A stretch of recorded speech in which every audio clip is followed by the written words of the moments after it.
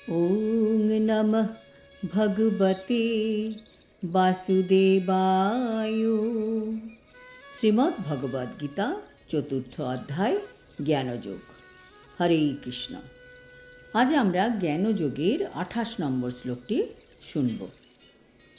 দ্রব্যযজ্ঞাস্তপোযজ্ঞা যোগযজ্ঞাস্তথা পরে সাধ্যায়ো জ্ঞানযজ্ঞাশ্চ যতয়ঃ সংসিতব্রতঃ।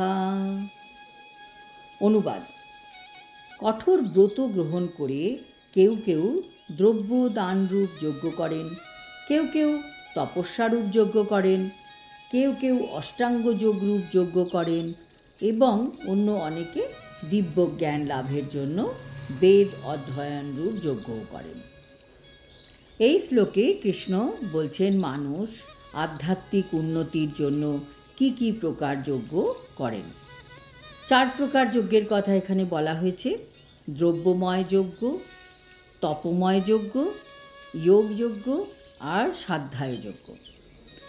দ্রব্যময় যজ্ঞ হচ্ছে যখন মানুষ নানা রকম দান ধ্যান করার মাধ্যমে যজ্ঞ করেন। ভারতবর্ষে অনেক ধনী বিজনেসম্যান ও রাজ পরিবারেরও মানুষ আছেন যারা ধর্মশালা, অন্নসত্র, অতিথিশালা, অনাথ আশ্রম, বিদ্যাপীঠ আদি নানা রকম দাতব্য সংস্থা প্রতিষ্ঠা করেন, যার উদ্দেশ্য থাকে দুস্থ দরিদ্রদের বিনামূল্যে খাদ্য, বস্ত্র ইত্যাদি দান করা, শিক্ষা দান করা, চিকিৎসা করা, এবং এই সমস্ত দান কর্মকে বলা হয় দ্রব্যময় যজ্ঞ। আর তপময় যজ্ঞ কি? তপময় যজ্ঞ হচ্ছে সুখ স্বাচ্ছন্দ্য পরিত্যাগ করে উন্নততর জীবন লাভ বা স্বর্গারোহণ করবার জন্য যজ্ঞ করেন এবং তারা স্বেচ্ছায় চান্দ্রায়ণ ও চাতুর্মাস্য আদি ব্রত পালন করেন। এই সমস্ত পন্থায় বিশেষ বিধিনিষেধের মাধ্যমে জীবনযাত্রাকে পরিচালিত করবার জন্য কঠোর ব্রত পালন করতে হয়। যেমন যারা চাতুর্মাস্য ব্রত পালন করেন তারা 4 মাস ক্ষৌরকার্য করেন না, বিশেষ কিছু খাবার গ্রহণ করেন না, দিনে একবার আহার করেন এবং ওই 4 মাস গৃহ পরিত্যাগ করে অন্যত্র যানও না। আর অষ্টাঙ্গ যোগযজ্ঞ যেসব মানুষ করেন তারা ব্রহ্মৈক্য লাভ করার জন্য পাতঞ্জল যোগ বা হঠযোগ বা অষ্টাঙ্গ যোগ করেন, যা বিশেষ বিশেষ সিদ্ধি লাভ করার জন্য করা হয়। কেউ কেউ আবার সমস্ত পবিত্র তীর্থে ভ্রমণ করেন। এই সমস্ত ক্রিয়াকে বলা হয় যোগযজ্ঞ।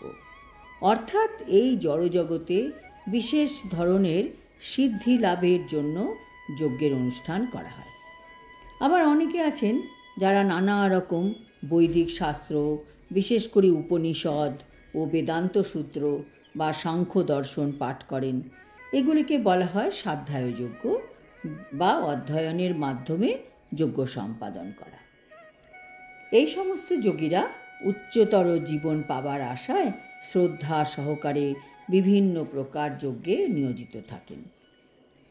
কিন্তু কৃষ্ণ ভাবনামৃত এই সমস্ত যজ্ঞ থেকে সম্পূর্ণ আলাদা। কারণ কৃষ্ণ ভাবনামৃত হচ্ছে পরমেশ্বর ভগবানের সাক্ষাৎ সেবা করা। যেসব যজ্ঞের বিষয় আগে বলা হলো তার মাধ্যমে এই কৃষ্ণ ভাবনামৃত বা ভক্তিযোগ লাভ করা যায় না।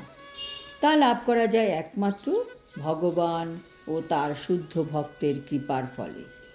তাই কৃষ্ণ ভাবনামৃত হচ্ছে অপ্রাকৃত। এই অপ্রাকৃত পন্থা লাভ করার একমাত্র উপায় হচ্ছে নিয়মিত হরে কৃষ্ণ মহামন্ত্র জপ করা। ভগবানকে খুশি করার এর থেকে আর কোনো পন্থা এই কলিযুগে নেই। আজ এই পর্যন্ত। আগামী শ্লোকে আমরা প্রাণায়াম সম্বন্ধে বিস্তারিতভাবে জানতে পারব। হরি ওম তৎসৎ। হরে কৃষ্ণ।